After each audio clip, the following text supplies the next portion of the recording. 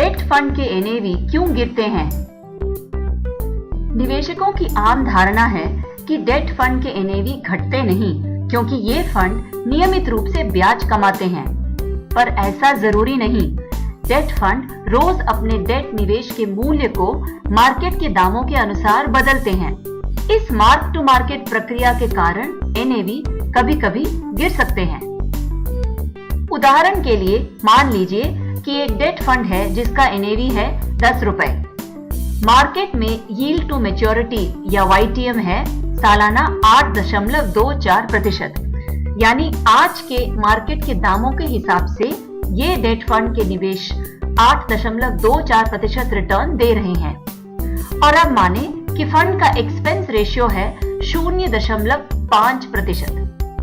निवेशक को net YTM मिलेगा, YTM माइनस एक्सपेंसेस, यानी सालाना 7.74%। इस रकम को एनुअल अक्रूवल कहते हैं, अर्थात निवेशक की वार्षिक कुल कमाई।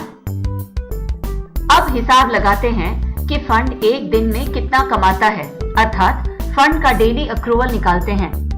वार्षिक अक्रूवल 7.74% को 365 से डिवाइड करें तो डेली अक्रूवल हुआ 0.02%।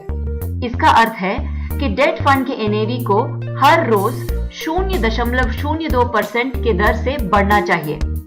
अगर निवेश से कमाया ब्याज उसका एकमात्र कमाई का साधन होता, एक दिन बाद एनएवी बढ़कर हो जाता 10.002 रुपए।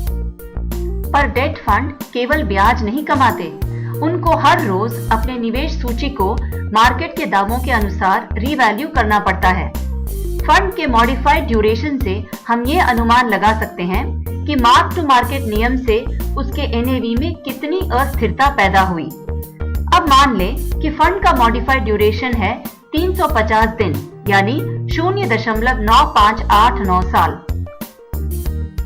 अगर एक दिन अचानक इंटरेस्ट रेट 2% बढ़ा दिया जाए, जैसे कि 15 जुलाई 2013 में हुआ था, तो जाहिर है सभी फंड के एनएवी गिरेंगे। पर एक फंड के एनएवी में कितनी गिरावट होगी, ये निकालने के लिए हम मॉडिफाइड ड्यूरेशन का प्रयोग करेंगे। मॉडिफाइड ड्यूरेशन को ब्याज दर के बढ़ाव से गुणा करें, यानी 0.95 गुणा 2%, जो हुआ 0.19%। क्योंकि हमने 10 रुपए के एनएवी से आरंभ किया, इसका अर्थ है कि एनएवी में गिरावट होगा 0.019 पैसे। अब देखिए, ब्याज की कमाई से एनएवी 0.002 पैसे बढ़ा और मार्क टू मार्केट की बदौलत एनएवी घटा 0.019 पैसे।